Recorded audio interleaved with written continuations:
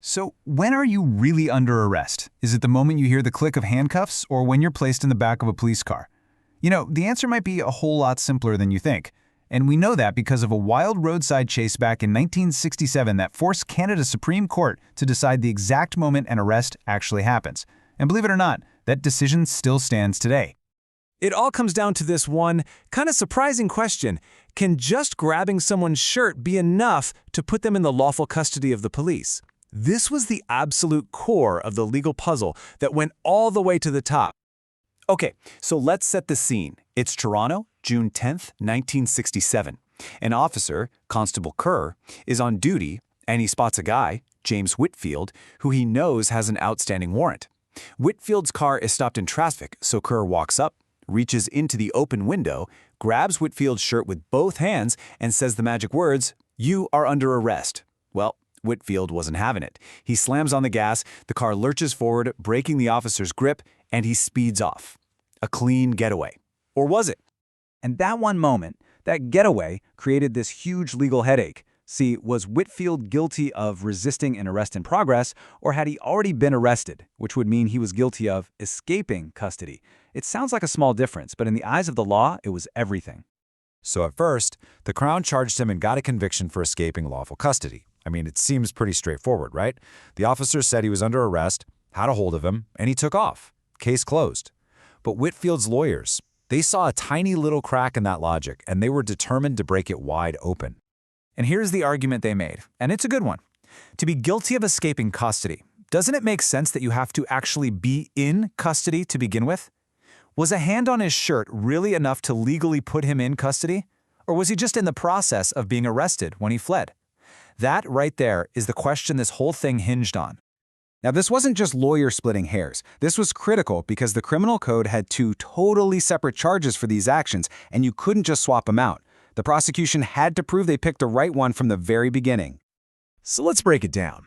The law had a very clear line. Resisting arrest is for when an officer is trying to make an arrest. But escaping custody, well, that charge requires that the person has already been successfully captured and detained. So the big question for the court was, which column does Whitfield's action actually fall into? At first, the Court of Appeal actually sided with Whitfield. Their take was that being in custody is a pretty serious deal, and it's got to mean more than just a quick grab of your shirt. They basically said the Crown had charged him with the wrong crime. And this idea was later championed by the dissenting judges at the Supreme Court. They argued that this whole concept of a touch arrest was this dusty old relic from 19th century England, back when sheriffs were chasing people down for unpaid debts.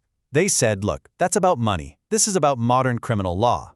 In their opinion, custody means you're actually captured, you're controlled. And since Whitfield was never really subdued, he was guilty of resisting arrest, sure, but he couldn't have escaped a custody he was never really in. Justice Hall, one of the dissenting judges, put it perfectly with this amazing line. The dead hand of the past cannot reach that far. He was basically saying, you can't just drag these ancient, irrelevant legal ideas into a modern courtroom to convict someone. But, and this is a huge but, the majority of the Supreme Court completely disagreed. They looked at that same history, that same dead hand of the past, and they came to the exact opposite conclusion. For them, that hand wasn't dead at all. It was the very foundation of Canadian law. They went straight back to the old-school common law definition of an arrest. Now, common law is the law built up over centuries by judges' decisions, and that definition is crystal clear.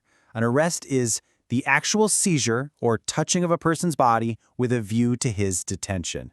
The key word there? Touching.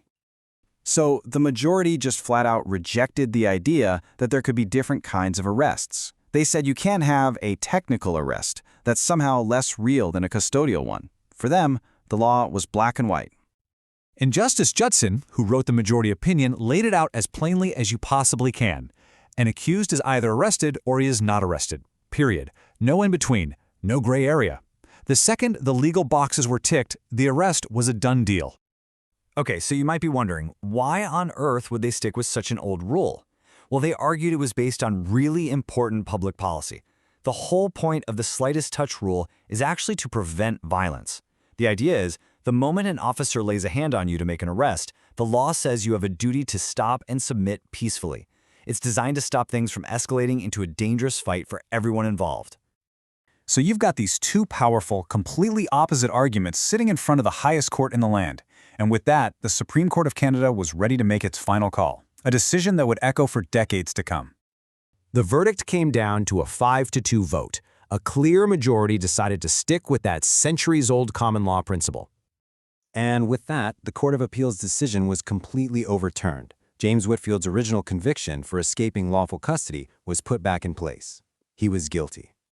And the law of the land was now settled. The Supreme Court made it official. The instant Officer Kerr grabbed Whitfield's shirt and said he was under arrest, Whitfield was legally in custody. So breaking that grip wasn't resisting an attempted arrest, it was escaping from a completed one.